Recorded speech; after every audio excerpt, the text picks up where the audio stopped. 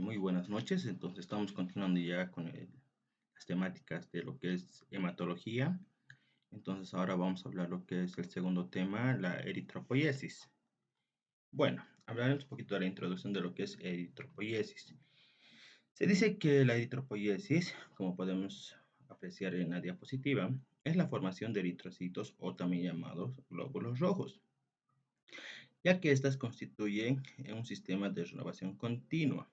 Es decir, que los elementos o celulares, como los eritrocitos, poseen una vida media limitada, por lo cual deben ser reemplazadas de forma periódica. ¿Qué quiero decir con esto?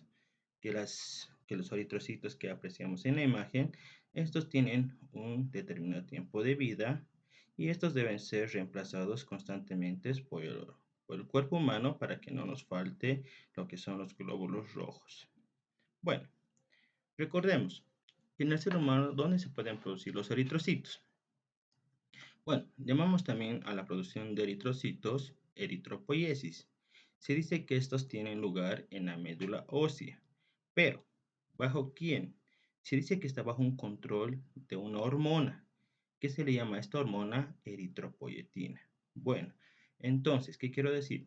Que la producción de eritrocitos está controlada o está en función a la hormona de la eritropoyetina.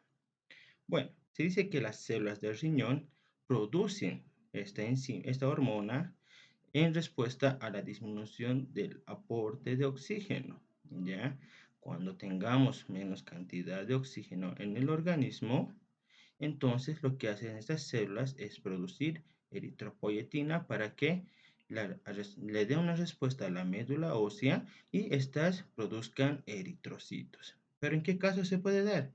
Cuando los pacientes presentan anemia o una hipoxia. La hipoxia quiere decir la disminución o aporte mínimo de oxígeno. Generalmente se dan a los niveles androgénicos por estimulaciones hormonales. Además que la eritropoyetina es parte de la eritropoiesis, pero también que la eritropoiesis requiere suministros adecuados.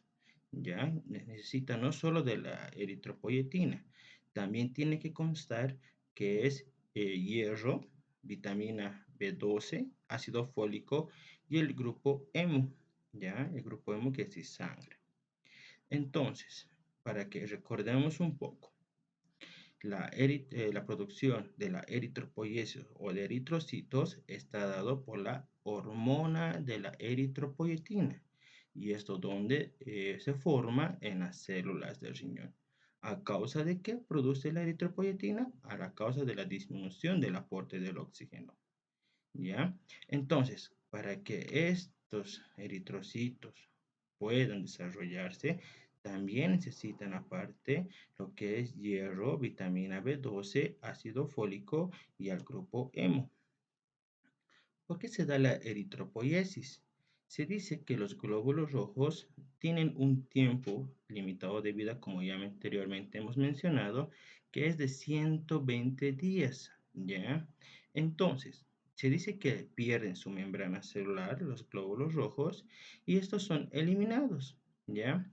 Generalmente, estos eritrocitos que están en la circulación son eliminados por células fagocitas del vaso y el hígado, ¿ya? Entonces, ¿qué quiere decir fagocitar?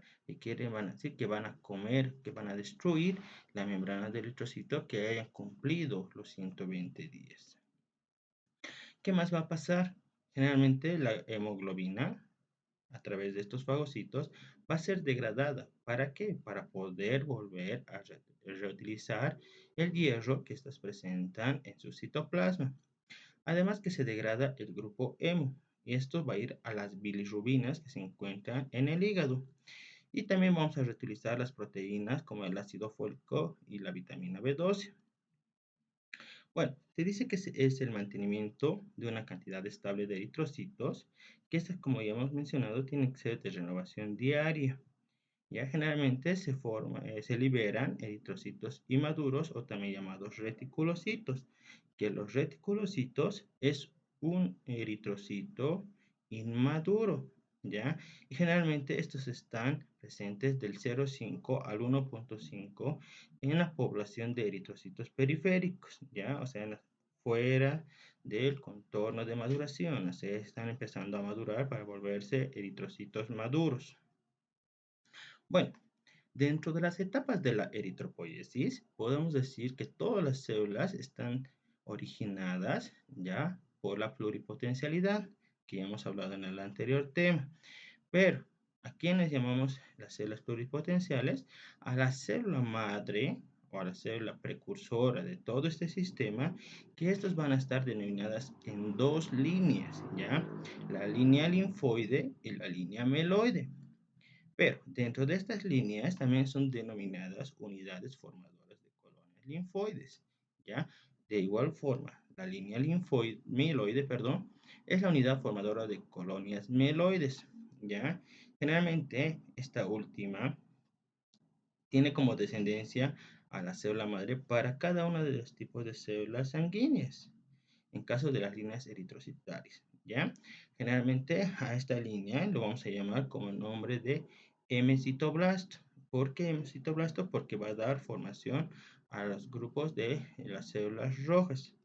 Como podemos ver en la imagen, que hemos dicho que hay una línea linfoide y la línea mieloide. Como podemos apreciar, la línea mieloide generalmente va a dar origen y desarrollo a todas las células que se encuentran en el organismo, como plaquetas, eritrocitos, mastocitos, basófilos, neutrófilos, eosinófilos, monocitos, células dendríticas, entre otros, ¿ya? En cambio, la línea linfoide lo que va a dar es a los linfocitos T y B y algunas células dendríticas, ¿ya? Entonces, recordemos muy bien que la diferenciación son dos células precursoras de la célula madre, que es la célula mieloide y la célula linfoide. Bueno, dentro de la eritropoiesis, como hemos hablado de las células mieloides, va a dar formación a lo que es el hemocitoblasto. Este hemocitoblasto va a dar origen o va a ser la división mitótica para diferentes células que se encuentran en el torrente sanguíneo. Entre esas encontramos a los eritrocitos, granulocitos, agranulocitos y trombocitos, ¿ya? Entonces, seguirán viendo. Dentro de las etapas de la eritropoiesis, se dice que es el 10 al 30% de estas células que están en la médula ósea. Generalmente, el eritrocito maduro, esta deriva de la célula madre, pero esta se diferencia en las células unidades formadoras de colonia, de las eritroides, y también de las unidades formadoras basófilas eritroides. ¿Ya? Entonces, ¿cuáles son las etapas que produce la eritropoiesis para llegar generalmente a un eritrocito maduro? Primeramente, vamos a hablar de lo que es un proeritroblasto. En segundo lugar, vamos a hablar al eritroblasto basófilo. En tercer lugar, al eritroblasto policromatofílico. En cuarto lugar, al eritroblasto ortocromatofílico, perdón. En quinto lugar, al reticulocito o eritroblasto inmaduro. Y finalmente vamos a hablar de lo que es un eritrocito maduro. ¿Ya? Entonces, el primero, el proeritroblasto. Se dice que es la primera célula roja morfológicamente diferenciada. ¿Ya? Una vez que hayamos podido diferenciar a la célula roja, esta va a madurar y se va a volver en eritroblasto basófilo. Esto generalmente está dado para es llamado también normoblasto, ¿ya? Entonces, una vez que estos hayan madurado, va a dar formación al eritroblasto policromatofílico. Es aquí donde ya empieza a iniciarse la síntesis de hemoglobina, ¿ya? Entonces, una vez que haya iniciado la síntesis de hemoglobina, también pasa a lo que es el eritroblasto ortocromatofílico. Generalmente este se origina, es una célula intermedia llamada normoblasto policromatofílico, porque ya empieza a, como hemos dicho anteriormente, a la síntesis de la hemoglobina también. ¿Por qué necesitamos la síntesis de hemoglobina? Sabemos que La hemoglobina es aquel que nos va a ayudar al transporte del oxígeno desde la homeostasis, que es desde la región de los alvéolos de los pulmones, hacia el corazón y hacia toda la circulación sanguínea. Entonces, cuando llegan los reticulocitos a la etapa inmadura, generalmente estos pierden el núcleo y se forman los reticulocitos. ¿Ya? Otra característica que se llama es los reticulocitos se desarrollan, como vemos, apreciamos y leemos, que están entre 2 a 4 días, ¿ya? Pues, y esos permanecen en la sangre 120 días igual que un eritrocito maduro. Bueno, parte de las etapas de la eritropoiesis, vemos que la eritropoietina, que es la hormona que da origen a lo que hemos dicho, la formación de la eritropoiesis, está constituida entre el 10 al 30% de todas las células hematopoieticas de la médula ósea. ¿Ya? Generalmente los eritrocitos maduros derivan de las células, como ya hemos dicho, la célula madre pluripotencial, y está diferenciada, ya hemos dicho, de las células mieloides y linfoides, pero los eritrocitos están dentro de lo que es la serie mieloide, y esto está dando origen a la unidad formadora de colonias eritroides, y también a la unidad formadora de basófilos eritroides, ¿ya? Y esto va a dar origen a lo que es, como hemos dicho, al proeritroblasto. Ya hemos dicho que es la primera célula morfológicamente diferenciada de las otras. Una vez que ya está ya diferenciado, vemos la maduración del proeritroblasto, y esto también llamado normoblasto. Como podemos apreciar en la imagen, la primera célula después de las células pluripotenciales o células mieloides da origen a la primera diferenciación de las células del proeritroblasto. Una vez que haya habido la maduración de estas, generalmente ya vamos a estar viendo al eritroblasto basófilo, ya que es la maduración de este anterior para poder llamar a la siguiente etapa. Ahora, vemos como cuarto al eritroblasto policromatofílico, que es aquí ya donde ya vemos la coloración del citoplasma. Aquí está empezando a hacer la síntesis de hemoglobina, como vemos en la anterior imagen. Estos presentan un citoplasma acidófilo de color azul. ¿Ya? Entonces, aquí ya vemos la sintetización de hemoglobina en el citoplasma. Entonces, como hemos dicho, que el eritroblasto policromatofílico, este es donde se inicia la síntesis de hemoglobina. Una vez que haya sintetizado, vamos a encontrar al eritroblasto ortocromatofílico, que como también llamado normoblasto policromatofílico, porque hace la sintetización ya normalmente de lo que es la hemoglobina. Una vez que ya el normoblasto policromatofílico ha sintetizado la hemoglobina, va a dar origen, miren, como ya mencioné anteriormente, que el núcleo va desapareciendo en el reticulocito, y generalmente empieza la etapa inmadura de lo que se va a originar con lo que actualmente conocemos como eritrocitos, ¿ya? Entonces, como hemos dicho que estos van a desarrollarse de 2 a 4 días, entonces estos reticulocitos también van a estar en la sangre alrededor de 120 días.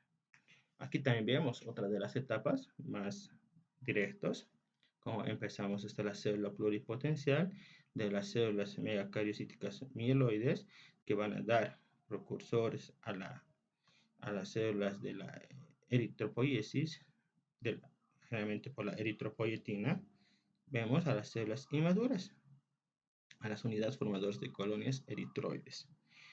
Entonces empezamos con el proeritroblasto, vamos a seguir con el eritroblasto basófilo, con el eritroblasto policromatofílico, el normoblasto policromatofílico, un normoblasto ortocromático, los reticulocitos y un eritrocito. Todas estas etapas es lo que cumple diariamente el organismo. Por eso es que se dice que el proceso corresponde a una duración de entre 6 a 9 días, la maduración de cada una de ellas, ¿ya? Entonces, por cada proemibroblasto, por cada pro, salen alrededor de 16 eritrocitos o hematíes, ¿ya? Eso tengan muy en cuenta, que este proceso que estamos viendo actualmente en la imagen dura alrededor de entre 6 a 9 días, ¿ya? Desde que se forman los proeritroblastos, el desarrollo dura entre 20 horas. Los policromatofílicos eritroblastos, perdón, 25 horas. Los ortocromáticos o hematofílicos, 30 horas. 3 días los reticulocitos y así, ¿ya? Entonces, nuevamente, el proceso de la eritropoiesis desde el proeritroblasto dura de 6 a 9 días y por cada proeritroblasto se van a formar 16 hematíes. Bueno, aquí estamos viendo a través de un frotis periférico cómo observamos cada una de estas, perdón, en estas imágenes en frotis periférico. El proeritroblasto, como ven, es característica acidófila con núcleo, el eritroblasto basófilo, el eritroblasto policromatofílico con la síntesis de la hemoglobina y el eritroblasto ortocromático. Como ven, ya están empezando a desaparecer la formación del núcleo y estamos viendo aquí generalmente al eritrocito maduro. Aquí vemos otras de las génesis a la formación de los eritrocitos, quiere decir el desarrollo comúnmente que se hace un eritrocito. Nuevamente repito, proeritroblasto inicia, seguido del eritroblasto basófilo, con eritroblasto policromatofílico cuando se sintetiza la hemoglobina, el eritroblasto ortocromático o normoeritroblasto policromatofílico y los reticulocitos o eritrocitos inmaduros. Bueno, vamos a ver las características de cada una de ellas. Empezamos con el proeritroblasto. Se dice que es el primer estadio inmaduro. ¿Por qué? Porque es la primera célula en diferenciarse de la línea mieloide eritroblástica. ¿Ya? Tiene un tamaño de 20 a 25 micras. ¿Ya? Como podemos apreciar en la imagen, presenta un núcleo redondo, presenta nucleolos dentro del que no se pueden observar, tiene una cromatina fina, y el citoplasma es azul oscuro basófilo. Ya, como podemos apreciar, se dice que hay en el microscopio óptico del 1%. Es rara vez que nos podemos encontrar a estos tipos de células, ya que hay con patologías de anemia o problemas de sangre, que vamos a ir viendo más adelante las patologías, y generalmente es